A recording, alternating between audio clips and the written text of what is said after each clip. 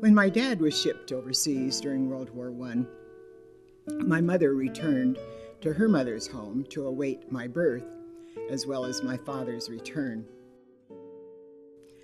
I was born the end of September, and the flu epidemic of 1918 followed closely.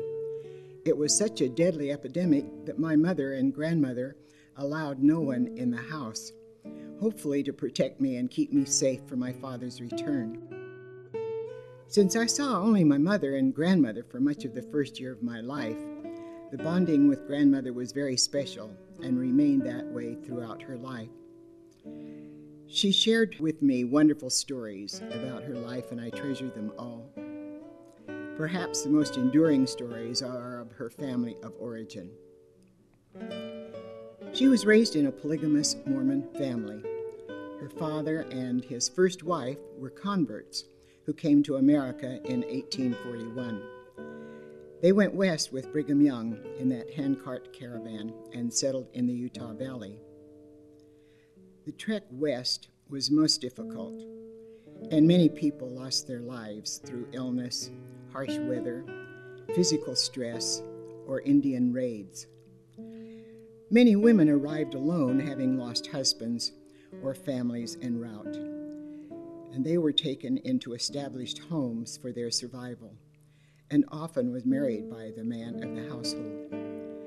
This is indeed how my great-grandfather acquired 2 additional wives.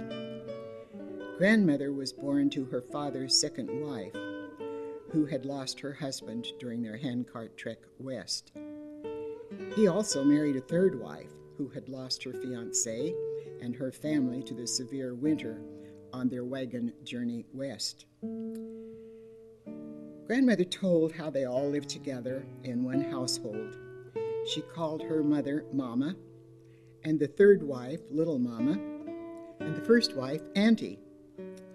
Great-grandfather and his first wife were 30 years older than the later 2 wives, so there was quite an age span in the children. His first wife had 5 children, and the second and third wives each had 9, so there was a grand total of 23 children in the family.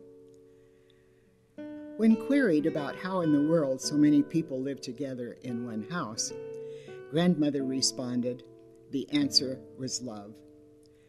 Mama, Little Mama, and Auntie looked after each other when one was ill or having a baby, and another's children as well.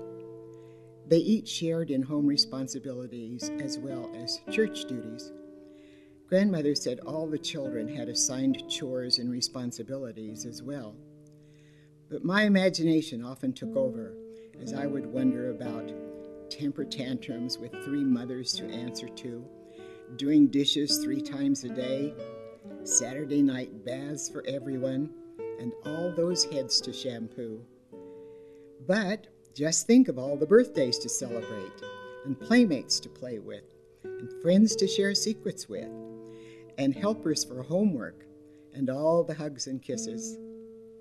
Grandmother said it all balanced out on the plus side, and demonstrated that indeed families are forever.